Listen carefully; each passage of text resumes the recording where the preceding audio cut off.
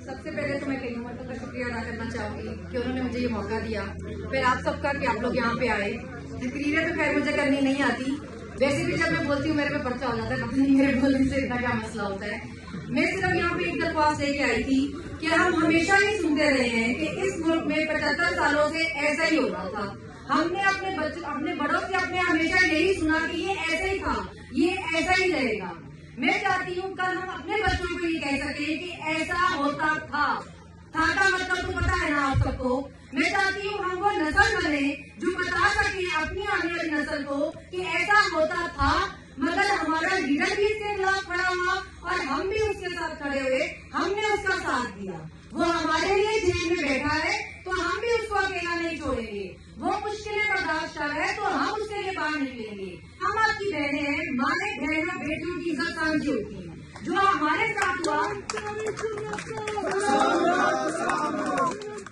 जो हमारे साथ हुआ, आप में से किसी की माँ बहन बेटी के साथ हो, हम बाहर निकले। मैं चाहती हूँ आप हमारे साथ चलें, हमारे भाई हमारा साथ है, हमारे साथ खड़े हो।